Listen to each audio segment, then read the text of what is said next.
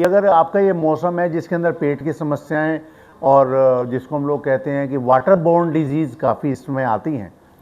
और ये एक डॉक्टर्स के हिसाब से तो बड़ा अच्छा सीजन होता है कि क्लाइंट बहुत मिलता है, पेशेंट बहुत मिल जाते हैं, लेकिन अदरवाइज अगर मैं देखूं तो मुझे ये लगता है कि यार ये वो सीजन है जब आपको अपना खाना थोड़ा पतला कर देना चाहिए। सर, आज के युवाओं को ब्यूटी प्रोडक्ट इस्तेमाल करने के लिए आप क्या सलाह देंगे?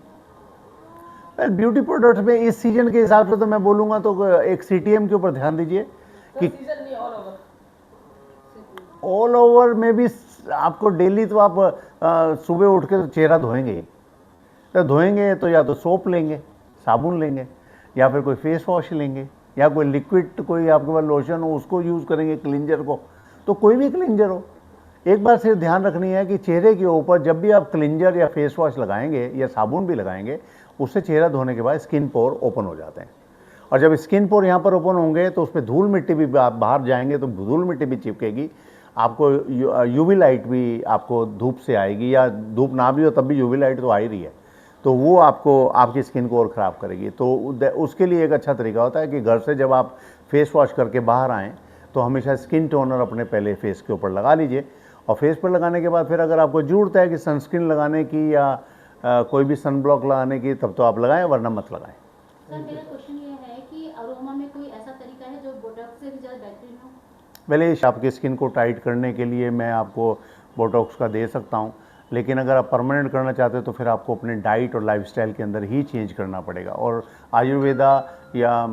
हमारा नेचुरोपैथी के अंदर तो ये बात पक्की है कि मेरे को अगर अपने स्किन को देखभाल अच्छी करनी है तो प्लीज़ ध्यान रखिएगा, जिनकी स्किन ड्राई हो जाती है, जिनकी स्किन सगी हो जाती है, जिनकी स्किन लूज़ हो जाती है, लटक जाती है, या अपने उम्र से ज़्यादा दिखाई देने लगते हैं लोग, तो ऐसे लोगों को अच्छा ट्रीटमेंट, जैसे कि आप पूछ रहे थे कि एंटी एजिंग क्या होना चाहिए, तो ये नेचुरोपैथी के अंदर है कि सफ़ेद फ्रूट खाइए, बिना छिलके के नहीं, छिलके समेत। जितने सफ़ेद फ्रूट होते हैं वो आपके ड्राई स्किन के जितने भी पैरामीटर्स होते हैं उनको कंट्रोल करते हैं, आपके स्किन को टाइट करते हैं। हाँ, आपके चेहरे के ऊपर दाग धब्बे हैं, छाइयाँ हैं, और कोई आपको प्रॉब्लम आ रही है, तो मैं आपको गारंटी दे सकता हूँ कि आप पीले फ्रूट खाइए, तो आपके फेस के ऊपर ग्लो और जो आपके पिगमेंटेशन, फेयरनेस का इफेक्ट, ये सारे के सारे पीले फ्रूट खाने से होते हैं। तो अगर आप अपनी डाइट को चेंज करेंगे अकॉर्डिंगली तो फ़र्क आएगा। हाँ, एक बैलेंस आपने ज़रूर करना है कि आपके शरीर में अगर प्रोटीन की कमी होगी तो आपकी स्किन तो लूज़ हो ही जाएगी। वेल, सल्फेट फ्री का मतलब ये भी होता है कि एक ऐसा इंग्रेडिएंट जो कि नेचुरल है। आजकल बहुत सारे ग्लाइकोसाइड्स मार्केट में हैं जो कि यूज़ किए जा रहे हैं, लेकिन एक चीज़ तो बड़ी पक्की है कि उनसे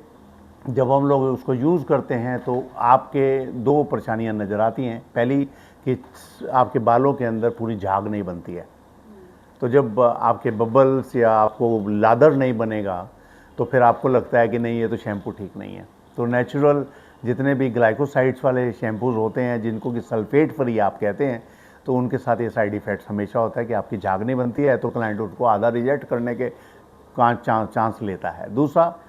दूसरा जो सबसे बड़ी बात यह है कि इसको आप नेचुरल लेंगे, तो नेचुरल के अंदर तो पहले ज़माने के अंदर हमारे आयुर्वेद में रीठा भी था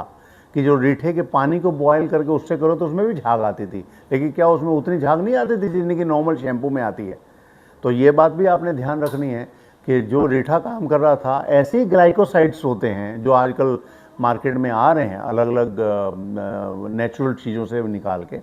और वो सल्फेट फ्री होते हैं, लेकिन उनके कई साइड इफ़ेक्ट्स भी होते हैं। साइड इफ़ेक्ट यही है कि पहली बात तो कस्टमर का रिजेक्शन लेवल बहुत बढ़ जाता है क्योंकि झाग नहीं आती है ज़्यादा। दूसरा ये है कि वो आपको कंडीशनिंग पूरी नहीं देगा।